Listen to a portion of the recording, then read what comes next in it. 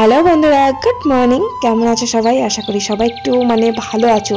যে পরিমাণে গরম পড়েছিল, এখন তো একটু বৃষ্টি হয়েছে। আশা করছি সব জায়গায় বৃষ্টিটা হয়েছে, কারণ বৃষ্টিটা কাল থেকে শুরু হয়েছে।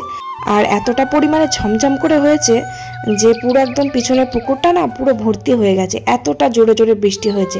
আর এত গরম পড়েছিল, সেই তুলনায় গরমটা এখন অনেক কম আছে, শুধু বৃষ্টিটা হয়েছে বলে। সকালবেলা বেশ বৃষ্টিটা দেখে ভীষণ ভালো লাগছে। কালকে কিন্তু সারাদিন বৃষ্টি হয়েছে, আবার রাত্রের দিকেও তো প্রচণ্ড হয়েছে, এখনও হচ্ছে ঝমঝম করে। সকালবেলা ঘুম থেকে উঠে একটু বৃষ্টি দেখলে না, তখন আর কাজ করতে ইচ্ছা করে না, মনে হয় যেন চাদর গায়ে দিয়ে ঘুমিয়েই থাকি। আর আজকে কিন্তু সকালবেলা চাদর গায়ে দিতে হয়েছিল, কারণ রাত্রে বৃষ্টি হয়েছে, সারাদিন কাল বৃষ্টি হয়েছে, আবার আজকে বৃষ্টি পড়ছে। এবার ঠান্ডা ঠান্ডা তো ওয়েদারটা তো পুরো ঠান্ডা হয়ে গেছে। পাখা তো চালাতেই লাগছে না, তবু পাখা চলে আমার গুবলু সোনার জন্য। পাখাটা আস্তে করে কমিয়ে দিয়ে গায়ে চাদর দিয়ে ভোরবেলা দারুণ লাগে ঘুমাতে, কিন্তু ঠান্ডা ঠান্ডা লাগছে বেশ। যাই হোক, তাড়াতাড়ি উঠে পড়েছি। তো আমার বড় ছেলে স্কুল ছিল আজকে, তো বৃষ্টির জন্য স্কুলে যেতে পারবে না, প্রচণ্ড ঝমঝম করে বৃষ্টি পড়ছে, আর ওর খুব ঠান্ডা লেগেছে, তাই জন্য ওকে স্কুলে পাঠাচ্ছি না। তো তাড়াতাড়ি ঘুম থেকে উঠলাম, ভাবলাম যে যদি জলটা ছাড়ে তাহলে ছেলেটাকে স্কুলে পাঠাবো, কারণ আজকেই ওদের প্রথম স্কুলটা খুললো। কিন্তু বৃষ্টির জন্য যেতে পারবে না। ওদের স্কুলটা তো অনেকটাই দূরে, বাড়ি থেকে ওর বাবার তো অটো করে দিয়ে আসে, অটো না সাইকেল করে দিয়ে আসে, সাইকেল হোক বাইকে হোক, রোডে দিয়ে আসে। ওখান থেকে অটোতে চাপে, আর স্কুলটা একদম রাস্তার ধারেই, রাস্তার অপোজিটে। তো এবার রাস্তাটা পার করতে হয়, পার করার জন্য আবার সিভিক পুলিশগুলো ওখানে থাকে। তো এবার যেটুকুনি নামবে, এবার ওটুকুর মধ্যে তো ভিজে যাবে না, আর ঝমঝম করে বৃষ্টিটা হচ্ছে, তার উপরে আবার ওই পুকুরে কয়দিন আচ্ছা সে সাঁতার কেটেছে, তার জন্য ঠান্ডাটা লেগে গেছে। আমারও ঠান্ডা লেগে গেছে, ওরও লেগে গেছে। শনিবার দিন এত পরিমাণে সাঁতার কেটেছে, প্রায় 1.5 ঘন্টা মতো সাঁতার কেটেছে, তাই জন্য আরও ঠান্ডাটা লেগে গেছে। তাই পরে আর বলছি চল পুকুরে যাবি না, তো বলছে না আর যাব না, কারণ বৃষ্টি হয়েছে, পুকুরের জলটাও বেড়েছে, আর একটু ভয় ভয় করছে, আর ঠান্ডাও লেগেছে। তো যাই হোক, আমি ওই যে সব কাজ কমপ্লিট করে নিয়ে ওকে ডাকলাম, ওকে প্রথমেই ডাকলাম যে উঠে পড়, একসাথে বসে চা খাবো। তো উঠতেই চাইছিল না, বেশ ঠান্ডা ওয়েদার, বৃষ্টি পড়ছে, স্কুলে যেতে হবে না, আর একটু ঘুম হচ্ছে বেশ ভালো করে। আমার গুবলু সোনা উঠে পড়েছে, ওকে খাইয়ে দিয়েছি, ও চলে গেছে নিচে, দিয়ে খেলা করছে নিচে ঘরে। আর ওর বৃষ্টি হলে খুব অসুবিধা হয়ে যায়, তার কারণ উঠোনে খেলতে পারে না, ঘরের ভিতর থাকতে চায় না, গ্রিলের সামনে দরজার সামনে এসে দাঁড়িয়ে থাকবে, আর বলবে আমাকে মা একটু যাই, একটু যাই, ছাতাটা নিয়ে একটু যাই উঠোনে, এরকম করে বলবে। একটু ভিজবে আর কি, জল পড়ে থাকে তো উঠোনে, একটু জল জমে থাকে, সেগুলো পায়ে করে আর কি লাফিয়ে লাফিয়ে জলগুলো ঘাটবে। তো যাই হোক, তারপর নিচে এলাম, নিচে এসে ভাতটা বসিয়ে দিলাম। আর একটু বৃষ্টি হলে না, যত কাঠ, তারপরে পাটকাঠি, এই যেগুলো হচ্ছে তিল কাঠি, সবগুলো কেমন ভেজা ভেজা হয়ে যায়, ভিজে যায় না, তবে কেমন ভেজা ভেজা হয়ে যায়, উনুনটা কেমন ভিজে ভিজে ভাব হয়ে যায়, জ্বলতে যায় না তাড়াতাড়ি। তো বৃষ্টি হলে, বর্ষাকালে বিশেষ করে, রান্না করতে অনেক দেরি হয়ে যায়।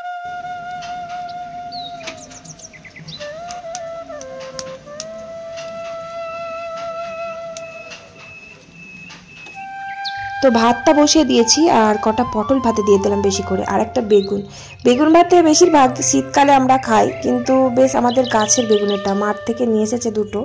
তো দেখছি কি সুন্দর কচি বেগুনটা, আর বেগুন ভাতে খেতে আমার ভীষণ ভালো লাগে। আর খুব গরমকালে কিন্তু বেগুন ভাতে ভালো লাগে না। আজকে না ওয়েদারটা একটু ঠান্ডাই লাগছে, তাই ভাবলাম বেগুনটা ভাতে দিয়ে দিই, দেখি কেমন লাগে। শীতকালে খাওয়া হয় তো, গরমকালে কখনো বেগুন ভাতে খাওয়া হয় না, তাই দিয়েই দিলাম। আর পটল ভাতেটা আমার শ্বশুর মশাই আর জেঠু খেতে খুব ভালোবাসে, আমরাও ভালোবাসি খেতে, আমারও ভালো লাগে, কিন্তু রোজ ভালো লাগে না। তো পটল ভাতে দিয়ে দিয়েছি। বাবা পটল ভাতের সাথে আলু মেখে খায় না, শুধু পটল খায়, তাই জন্য অনেকগুলোই পটল দিয়েছি। তো যাই হোক, পটল ভাতে, বেগুন ভাতে, আলু ভাতে দিয়ে ভাতটা বসিয়ে দিলাম। আর এইগুলো হচ্ছে যে আমড়া, এই আমড়া দিয়ে একটু চাটনি করবো আজকে, জেঠু বাজার থেকে কিনে পাঠিয়ে দিয়েছে। এই আমড়া গাছ জানো তো আমার বাপের বাড়িতে ছিল। এই আমড়া গাছ এতটাই উঁচু, আমরা ছাদ থেকে আমড়া পাড়তে পারতাম, আমাদের ছাদে উঠে আমরা পারতাম, আর কাঁচাই একদম খেয়ে নিতাম নুন ছাড়াই। আর কি যে টক খেতে ভালোবাসতাম, বাপরে, সে বিখ্যাত টক খেতাম। আমড়া গাছের ডাঁটিগুলো, শুধু পাতাগুলো ছাগলের মতো চিবিয়ে খেয়ে নিতাম, এত টক খেতাম। স্কুল থেকে বাড়ি আসতাম, এসেই আমড়া পাড়তাম গাছ থেকে, দিয়ে ছেঁচে নুন লঙ্কা বেশ ঝালঝাল করে, বেশ মাখা করে বসে বসে খেতাম। তবে একা খেতাম না, সব বান্ধবীদের সাথে বসে বসে ছাদে গিয়ে খেতাম। যাই হোক, আর এটা হচ্ছে চাল কুমড়ো, চাল কুমড়োটাও জেঠুই পাঠিয়ে দিয়েছে, আমরা চাল কুমড়ো। তো ওই চাল কুমড়োটা একটু আদা জিরে বাটা দিয়ে কড়াইয়ে ডাল ভেজে রান্না করে দেবো জেঠুকে। আর আমরা চাটনি করব। আর আজকে আমার বর বলছিল যে একটু বৃষ্টি হচ্ছে, তাহলে একটু খিচুড়ি রান্না করো। ও আবার খিচুড়ি ভক্ত, ভীষণ খিচুড়ি ভালোবাসে খেতে। ও বৃষ্টি পড়লেই বলবে খিচুড়ি রান্না করো। তবে খিচুড়ি আজকে করছি না, খিচুড়ি তো খুব ঘন ঘনই খাওয়া হয়ে গেল।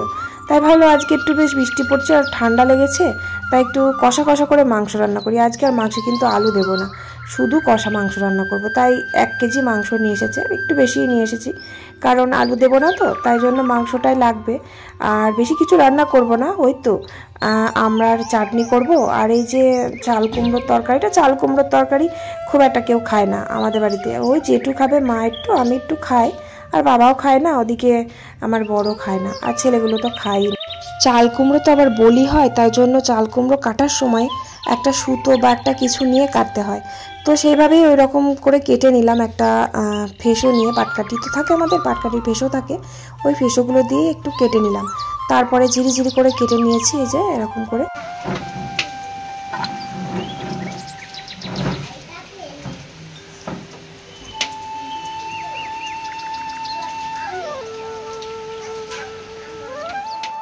আর এই যে দেখো আমড়াগুলো কেটে নিচ্ছি। আমড়াগুলো না বাকল হয়ে গেছে, মানে ভেতরে আঁটি হয়ে গেছে, শক্ত, কাটাই যাচ্ছে না। আর একটু শক্ত হয়ে গেলে না বটিতে করে আমড়া কাটাই যায় না। আমার শাশুড়ি মা কী করে, আমড়াগুলো একটু ছাড়িয়ে নিয়ে শিলের মধ্যে ছেঁচে নেয় নোড়া দিয়ে। এবার আমি কাটলে ভালো হয়, ছোট ছোট করে কাটলে ভেতরে বেশ একটু মিষ্টি মিষ্টিটা ঢুকবে, ভালো লাগবে খেতে। তাই কেটে নিলাম, একটু কষ্ট করে কেটে নিলাম পিস পিস করে, 4 পিস করলাম একটা আমড়া। আর দেখো এদিকে ভাত হয়ে গেছে, ভাতটা এবার নামিয়ে দেবো।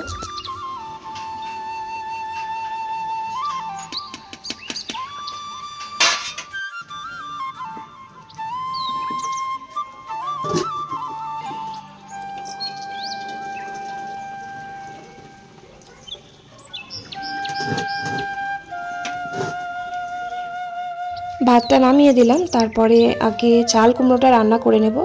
চাল কুমড়োতে একটু 5 ফোড়ন দিলাম, কড়াই সর্ষের তেল দিয়ে 5 ফোড়ন, শুকনো লঙ্কা, তেজপাতা দিয়ে দিলাম। আর তারপর চাল কুমড়োটা দিয়ে ভালো করে ভেজে নেব। তারপর একটু আদা জিরে বাটা দেবো, আর লাস্টে নামাবার সময় একটু কলাইয়ের ডাল ভাজবো, ভেজে ফোড়ন দেবো, ভালো লাগবে খেতে। আবার চাল কুমড়োর মধ্যে লাস্টে বড়ি ভেজে দিলেও খেতে ভালো লাগে, আবার ছোলা দিয়ে রান্না করলেও ভালো লাগে, মাছের মুড়ো দিয়ে রান্না করলেও ভালো লাগে খেতে, মানে যা দেবা তাতেই ভালো লাগবে। চিংড়ি মাছ দিলেও কিন্তু ভালোই লাগবে খেতে। চিংড়ি মাছ দিয়েও করেছি, ছোলা, মাছের মুড়ো সব রকম দিয়ে ট্রাই করে দেখেছি, ভালোই লাগে খেতে। তবে চাল কুমড়োটা না আমার রান্না করে গরম গরম ভালো লাগে খেতে, ওই দুপুরবেলা আর ভালো লাগে না, ঠান্ডা হয়ে যায় তো তখন ভালো লাগে না। ওই জল খাবারে রান্নাটা করে নিই, দিয়ে ভাত দিয়ে একটু গরম গরম খাই, ওই ব্যাস ওইটুকুই খায়। তাছাড়া আমার চাল কুমড়ো খুব একটা বেশি ভালো লাগে না। আর আমাদের বাড়িতে আমার বড় আবার চাল কুমড়ো খায় কেমন বলো তো, ভাজা খেতে খুব ভালোবাসে। চাল কুমড়ো পিস পিস করে কেটে ভেজে দিতে হবে একটু ফোড়ন দিয়ে, কালো জিরে শুকনো লঙ্কা ফোড়ন দিয়ে, খুব ভালোবাসে খেতে গরম গরম ভাজা ভাত দিয়ে। তো চাল কুমড়োটা রান্না করে নিলাম ওই কলার ডাল ভাজা দিয়ে বেশ একটু মাখো মাখো করে। তারপর এই যে আমরা চাটনিটা বসিয়ে দিলাম, এই যে দেখো পিস পিস করে কেটে নিয়েছি, একটু শুকনো লঙ্কা আর সর্ষে ফোড়ন দিয়েছি, একটু ভেজে নিয়ে হালকা করে একটু ভেজে নিলেই হবে। তারপরে জল দিয়ে দিয়ে একটু সেদ্ধ হয়ে গেলে তারপরে লাস্টে চিনিটা দিয়ে দেবো।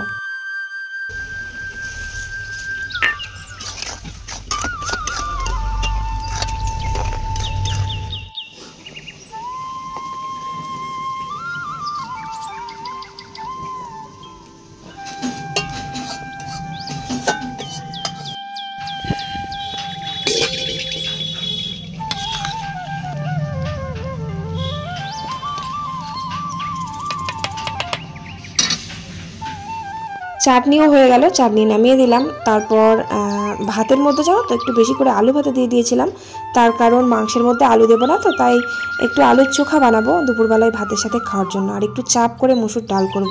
মসুর ডালটা কিন্তু গ্যাসে সিদ্ধ করতে দিয়ে দিয়েছি কড়াইয়ে। আর এই যে আলুর চোখাটা না, এটা কীভাবে বানায় তো, এই চপের তরকারি মতন খেতে হয় একদম। ওই তো সর্ষের তেলের মধ্যে একটু পেঁয়াজ আর ওই পাকা লঙ্কা চিড়ে দিয়েছি, একটু ঝাল ঝাল করেই করব। আর মশলার মধ্যে ওই আদা বাটা দিয়েছি সামান্য, সামান্য আদা বাটা, একটু রসুন বাটা দিয়েছি, 4 কোয়া রসুন দিয়েছি, আর একটু লঙ্কাও বেটে দিয়েছি বেশ ঝাল ঝাল করে করার জন্য। এটা ওই যে চপের তরকারি করে না, ঠিক ওই রকমই হবে খেতে একদম, পুরো এটা দিয়ে চপ বানানো যাবে। আমার মাঝে মাঝে এরকম করি, মাঝে মাঝে আমার খুব ভালো লাগে খেতে, কিন্তু এই আলুর চোখাটা দারুণ টেস্টি হয় একদম, পুরো চপের তরকারি মতো। আর এমনি তো চপ খেতে খুব ভালোবাসি, ভালোবাসি, আর চপের তরকারিটা তো আরও বেশি ভালো লাগে। তাই বাড়িতে মাঝে মাঝে এরকম করে বানাই, কিন্তু খুব একটা কেউ পছন্দ করে না ওই রসুন বাটা দিলে, কিন্তু ভালো লাগে, কিন্তু সেন্টটাই কিন্তু আলাদা হয়ে যায়। আর পেঁয়াজ ভাজা ভালোবাসে সবাই, কিন্তু রসুন দিলে অতটা পছন্দ করে না, বিশেষ করে তো আমার শাশুড়ি মা পছন্দ করে না রসুন দিলে। তাই মানে আলুটা যখন ভাজছিলাম মা দাঁড়িয়েছিল, মা বলছিল রসুন বাটা দিবা, আমি বললাম হ্যাঁ একটু দিই, দেওয়া তো হয় না, মানে সবাই পছন্দ করে না, সবার অপছন্দ মতোই আজকে আলুর চোখাটা বানালাম। যাই হোক, তারপর এই যে মুসুর ডালটা একটু মশলা দিয়ে স্বাদটা নিলাম, একটু জিরে আর একটু আদা বাটা দিয়েছি, মানে রসুন টসুন দিইনি, রসুন বা পেঁয়াজ কিচ্ছু দিইনি। মুসুর ডালটা কড়াইয়ে সেদ্ধ করে নিয়েছি, গ্যাসেতেই সেদ্ধ করে নিয়েছি, প্রেশার কুকারে সেদ্ধ করি না, তার কারণ প্রেশার কুকারে যদি সিটি দিই না চারিদিকে জল ছিটকে একদম বেরিয়ে একাকার হয়ে যায়। জানি না প্রেশার কুকারটার কি ডিফেক্ট আছে, ওই প্রেশার কুকারে মুসুর ডাল দিলে চারিদিকে জল বেরিয়ে যায়, তাই জন্য কড়াই দিয়েছিলাম। আর বেশি তো টাইম লাগে না মুসুর ডাল সেদ্ধ হতে, তাই জন্য কড়াই দিয়েছিলাম। দিয়ে ওই ফোড়ন দিয়ে দিলাম একটু মশলা আর শুকনো লঙ্কা তেজপাতা জিরে ফোড়ন দিলাম, আর একটু মশলাতে ওই আদা জিরে বাটা দিয়েছিলাম, ব্যাস। আর এই যে মাংসটা বললাম না, শুধু আলু দেবো না, শুধু কষা করব একদম, একটু লেবু দিয়ে টক টক করে। আমার আবার টক টক চিকেন কষা খুব ভালো লাগে খেতে, বেশি করে লেবু দিই একদম। লেবু একটা গোটা লেবু রস এই মাংসের মধ্যে দিয়ে দিয়েছি, একটা গোটা লেবু। আর আমাদের লেবুগুলো কত বড় বড় সাইজের, আর প্রচুর রস আর ভীষণ টক। আর আজকে কিন্তু মাংসতে একদম কালার দিইনি, কোনো ফুড কালার ইউজ করিনি, পাকা লঙ্কা দিয়েছি, দেখে মনে হচ্ছে না, কেমন মেকমেক করেছে, বৃষ্টি হচ্ছে তো, দিয়ে অন্ধকারে বোঝা যাচ্ছে না ফোনের মধ্যে, কেমন কালো কালো লাগছে, তাই না? তো মাংস কষা কষা হয়ে গেছে, একদম পুরো কষা করেছি, মানে জল টল ইউজ করিনি, একদম কষা কষাই করেছি, চাপা দিয়ে দিয়ে করেছি, তাও কড়াইয়ের মধ্যে একটু লেগে গেছে, মানে নাড়া হয়নি ঠিক মতো, তার জন্য কড়াই লেগে গেছে। আর মাংসটা না মানে চাপা দিয়ে কষে নিলে না খুব ভালো নরম হয়, আর খুব সুন্দর নরম হয়েছে, মানে সলিড মাংসগুলো একদম মোমের মতন গলে গেছে, এত সুন্দর নরম হয়েছে। তবুও কিন্তু লেবু দেওয়া আছে, লেবু দিলে মাংস অনেক সময় সিদ্ধ হতে চায় না, তবে মাংসটা খুব ভালো নরম হয়েছে।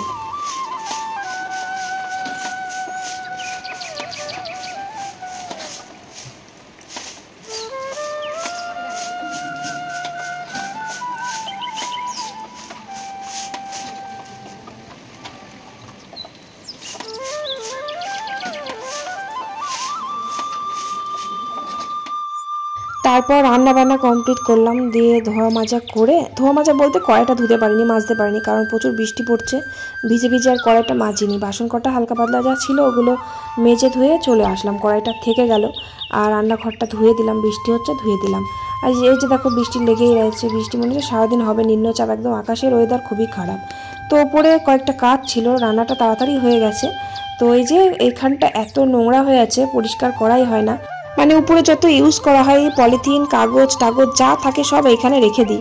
আমার বর চান করার সময় ফেলে দেয়, তো সময় পাইনি কয়দিন বা ভুলে গেছে, তো আমি আজকে সময় পেলাম, তাড়াতাড়ি রান্না হয়ে গেল, তাই ভাবলাম এগুলো সব বস্তায় ভরে গিয়ে ফেলে দিয়ে আসি, ঘরটা নোংরা হয়ে আছে পরিষ্কার করি।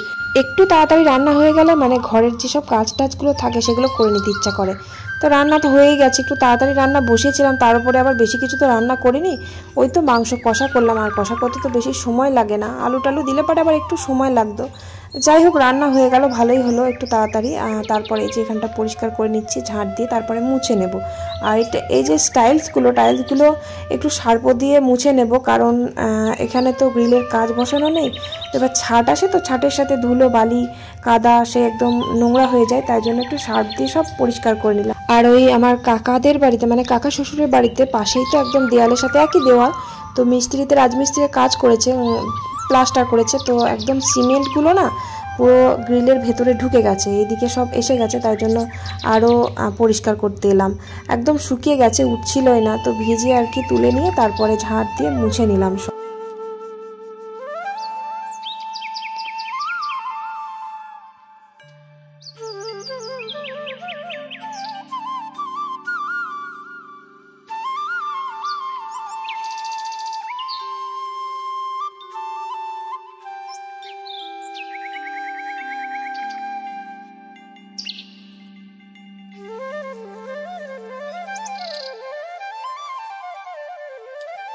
তারপরে চান করলাম, চান করে গুবলু সোনাকে খাইয়ে ঘুম পাড়িয়ে দিয়েছি। চানটা গুবলু সোনাকে ওর বাবাই করিয়ে দিয়েছে, আমি তারপরে চান করে নিলাম। আর বড় ছেলে তো চান করতেই চাইছিল না, ও তো খুব শীত কাতুরে, তো ওর বাবা জোর করে তেল মাখিয়ে একটু গাটা মুছিয়ে দিয়েছে, ঠান্ডা লেগেছে বলে আর জোর করিনি। তো তারপর সবাইকে খেতে দিয়ে দিয়েছে, আমিও খেয়ে নিচ্ছি। আজকে দেখো কত রকমের তরকারি থাকে বলো তো আমার পাতের মধ্যে, প্রায় 3-4 রকমের পদ রান্না হয়, তো আজকে দেখো 2 রকমের। আর চাল কুমড়োটা তো জলখাবারে খেয়েছিলাম, ভালোই হয়েছিল খেতে কিন্তু। তো তারপর দুপুরবেলা আমি বললাম না ঠান্ডা হয়ে গেলে ভাল লাগে না খেতে, তাই গরম গরম খেয়ে নিয়েছিলাম। আর মাংসটা খুব সুন্দর নরম সিদ্ধ হয়েছে। আর মাংসটা আনার আগে আমি আমার বরকে বলে দিয়েছিলাম যে মাংসটা যাতে একটু ছোট্ট ছোট্ট করে পিস পিস করে, তাহলে মাংসের ভিতরে না এই যে সলিড মাংসটা দেয়, তো সলিড মাংসের ভিতরে মশলাটা ঢোকে, বেশ খেতে ভালো লাগে ছোট ছোট করে কাটলে। আর সেদ্ধটাও ভালো হয়। ওই মাংস বড় বড় থাকলে ভেতরে মশলা ঢোকে না, সেই কেমন চিবড়ে চিবড়ে হয়ে থাকে, খেতে ভালো লাগে না। বাড়িতে ওরকম খেতেও চায় না, ছোট্ট ছোট করে কাটলে খেতে পছন্দ করে। কিন্তু বাড়িতে কোনো মানে আত্মীয় স্বজন আসলে পারে তখন ছোট ছোট করে কাটি না, বড় বড়ই থাকে। যাই হোক, মাংস দিয়ে মানে এক তরকারি ভাত থেকে আমার বর তো ভীষণ খুশি। ও আবার মানে 2-3 তরকারি পছন্দ করে না, এক গাদা তরকারি পছন্দ করে না। ও ভীষণ তৃপ্তি করে খেয়েছে। আজকে সবাই খুব ভালো করেই ভাত কটা খেলাম। ডালটাও খেতে ভীষণ ভালো হয়েছিল। তারপর দেখো বৃষ্টি তো থামছেই না, বৃষ্টি লেগেই রয়েছে। দেখো এক নাগাড়ে বৃষ্টি হয়েই যাচ্ছে।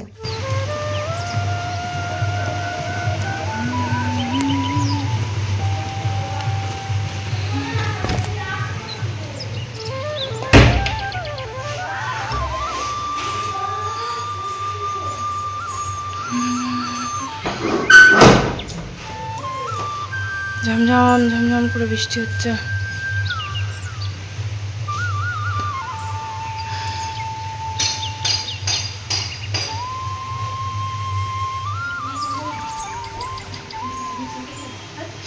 কি করছিস?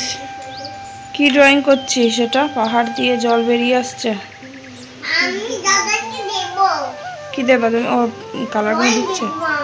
আচ্ছা, তুমি ড্রয়িংটা শেখো? তুমি ড্রয়িং শেখো? এই যে দেখো সকাল থেকে আজকে ড্রয়িং করেই যাচ্ছে। মানে আগে কি করতো, কম্পিউটার ছিল তো, কম্পিউটার এখন তুলে রেখে দিয়েছি, মানে বন্ধ করে দিয়েছি এক প্রকার। কম্পিউটার এত পরিমাণে ঘাটতো যে মানে নিজেই বিরক্ত হয়ে যাচ্ছিলাম। পড়াশোনা বাদ দিয়ে একদম শুধু কম্পিউটার নিয়ে পড়ে থাকতো। এদিকে কম্পিউটার শিখতে যাচ্ছে, কিন্তু কম্পিউটারে এসে বাড়িতে গেম খেলছে। কেন গেমের নেশায় ধরবে বলো তো এইটুকু ছেলে? তাই জন্য কম্পিউটার বাবার আগে তুলে দিয়েছে। তবে আমার একটা জিনিস ভালো লাগছে, কম্পিউটারটা তুলে দেওয়ার পর না ওর আর কি একটু বেশ খেলায় মন লেগেছে, একটু খেলছে। তারপরে ড্রয়িংয়ের যে ওর একটা আর্ট ছিল, মানে ও ড্রয়িং করতে খুব ভালোবাসতো ছোটোবেলার থেকে, ড্রয়িংয়ের হাতটা ভীষণ ভালো। ওকে ড্রয়িংয়ে দিয়েছিলাম, কিন্তু এখন পড়াশোনার চাপ বেড়ে গেছে, ড্রয়িংয়ে কখন যাবে সময়ই নেই, একদম বাড়িতে থাকেই না, তাই জন্য ড্রয়িংয়ে দিতে পারছি না। এতদিন যদি কম্পিউটার নিয়ে না ঘাটাঘাটি করতো, গেমটা যদি না খেলতো, তাহলে ও আরও ভালো ড্রয়িং আঁকতে পারতো, ড্রয়িংটা খুব ভালো আঁকতে পারতো। এখন তো বাচ্চাদের মতো ড্রয়িং করছে, কিন্তু ও এত সুন্দর ঠাকুরের মূর্তি আঁকতে পারে, দেখলে বিশ্বাস হবে না। শিব ঠাকুরের মূর্তি, কৃষ্ণ, রাধাকৃষ্ণ, শিব ঠাকুরটা এত ভালো আঁকতে পারে, নিখুঁত, এত সুন্দর আঁকতে পারে। একটু দেখে দেখে আঁকে, কিন্তু খুব ভালো আঁকে, খুব সুন্দর। তো আজকে আবার সারাদিন ড্রয়িং করেছে, দেখে আমার বেশ ভালো লাগলো, বেশ ড্রয়িং করছে বসে বসে। আর সব সময় মানে কম্পিউটারে গেম খেলতো না, দেখে বিরক্ত লাগতো আমার। যাই হোক, আর গুবলুসোনাকে দেখলে ওর বাবার জুতোগুলো পরেছে, বুটগুলো, আর মাথায় টুপি দিয়েছে, দিয়ে বলছে মা আমি পুলিশ হয়েছি। এই যে দেখো আমি পুলিশ হয়েছি, বাবার বেড়াতে যাওয়ার জুতোগুলো পরেছি, পরে আমি পুলিশ হয়ে গেছি। এরকম করবে, বাবার জুতোগুলো পরবে আর খেলা করবে। যাই হোক, গুবলুসোনা আজকে নিচে যায়নি মায়ের কাছে, মামামের কাছে তো যায়, আমার শাশুড়ি মায়ের কাছে, কারণ বৃষ্টি হচ্ছে, মা তো ঘুরতে নিয়ে যেতে পারেনি, তাই জন্য নিচে আর পাঠায়নি ওকে, আমার কাছে ছিল। তারপরে সন্ধে দিলাম, সন্ধে দেওয়ার পর আমার বর বাড়ি আসলো 8টার দিকে, দিয়ে 2টো পাঁপড় ভাজলাম, ওই যে ভুট্টার পাঁপড়গুলো ভাজলাম, কয়েকটা ছোলা ছিল সেদ্ধ করলাম, দিয়ে 2টো মুড়ি খেলাম। আর রাত্রিবেলায় মাংস আছে, আর মা বললো নিচে তাহলে ভাত গরম গরম বসিয়ে দিই, ওই মাংস দিয়ে ভাত খাওয়া হবে। আর রাত্রিবেলা সেরকম কিছু রান্নাবান্না করবো না, কারণ মাংস অনেকটাই আছে, ওই আলু সিদ্ধ দিয়ে দেবে, ওই গরম গরম ভাত মাংস দিয়ে সবাই খেয়ে নেবে। তো চলো আজকের ভিডিও তাহলে এখানেই শেষ করি। ভালো লাগলে একটা লাইক করে কমেন্ট করে দিও, আর চ্যানেলে নতুন হলে অবশ্যই সাবস্ক্রাইব করে দিও। আজকের মতো tata, bye bye, good night.